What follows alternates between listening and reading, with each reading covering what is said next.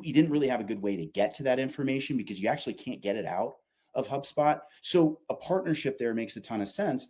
And then telling that story together, getting joint customers to help us tell it together, going out and telling that in webinars and case studies and even live events potentially in field. That's what I really think Allbound is. It's just to ensure that you're telling a comprehensive end-to-end value proposition story that someone can wrap their head around fully. Because the thing that I hate is when a company like air traffic control shows up to a CMO's office or a CRO's office and we go, this is your answer to ABM.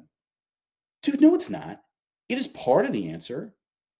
And if I can tell you what I think the other parts of the answer are, some of which you might have, some of which you might not, what I'm doing is I'm really acting more as a value add guide as a business. And I might lose, but in the long term, I'm going to win because the guys at Aircall are going to show up and they're going to tell the same story. And the guys at Grain and the guys at Revenue Hero and right, like they're going to show up and tell a similar story. And together we end up, I think, comprehensively having a lot more success. I think it's really so interesting, especially this take on Allbound, because oftentimes I think it's seen as a type of go-to-market motion.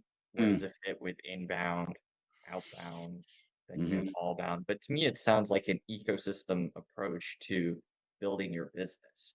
So to your point, air traffic control is a part of the overall ecosystem that people can use, but yeah. air traffic control doesn't lose by suggesting that somebody go and use Grain or AirCall or some other app along the way as well. That's right. Yeah. And I think it's wild to presume that you would ever lose, that anybody would believe that they would lose. Yeah, certainly sometimes a customer is going to have a constrained budget and they have X dollars and they decide that the bigger part of the problem is better solved by the partner. But that's going to be the exception. The more common result is that you're going to win together. And I think it's just winning together. And I think it's approaching it that way, building your product that way, your go to market motion that way, just your mentality that way is about not trying to, do it all by yourself. What do they say? It's if you want to go fast, go alone. If you want to go far, go together. It sounds goofy, but it absolutely is true. So I'm sure that you can't get too into the weeds on how exactly this works behind the scenes, but I think it really is an interesting show for, again, the difference of personal content versus personalized content. Because Yeah. to be honest, this is a great example of something I would care about that I probably would actually look at that Mhm. I didn't even really know was a thing. I'm familiar with Ryan. We're connected on LinkedIn. I follow a lot of his content. Actually, I had no idea he had a podcast.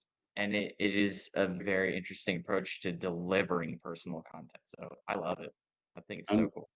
I'm glad you do. The last kind of piece of the puzzle that I think is really important is because we know what people care about and because we know what a content's content or a company's content is about, we're also in a really interesting spot to help an organization understand how relevant they are with their existing body of content, either to any list that exists in HubSpot. So every list in HubSpot becomes a list that you can filter all the reporting by here in ATC.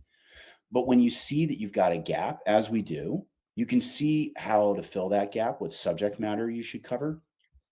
And what we do with our reporting on topics is give you an idea about whether or not you've been creating any engagement around it, if interest in that topic has been growing, shrinking, staying stable over time, what you've written about it in the past. We tell you what your competitors have written about the subject matter across both their websites and LinkedIn. We tell you what this audience also cares about. So when you think about like a hub and spoke or a longer form piece of content, it's going to be really high value add. And the thing that's interesting here is what we're basically saying is there's no question we need to cover this. There's 2,000 people sitting in our HubSpot account who are telling us that this is interesting and we don't have anything for them right now. Yikes. I'm quantifying the opportunity. So a lot of what we also think about is how well you understand your audience.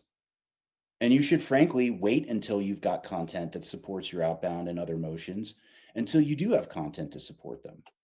Now, a big enterprise will find that oftentimes they'll be 60, 70, 80% relevant, right? But a smaller organization might be 15 or 20% relevant to their audience. And the decision there is, okay, just start making your motions towards those where relevance is already established, and then create content to make your way into relevancy for the rest of this audience that you care about.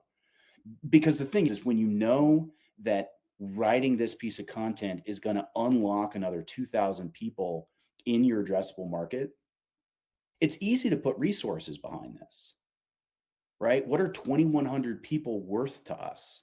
If the equation is quality engagement leads to pipeline, which it is and it does, then this is a no brainer.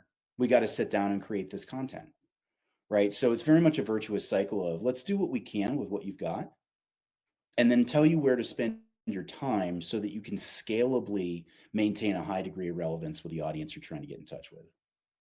Now, you mentioned that all the content populates via those properties, which can be inserted through tokens in HubSpot. Mhm.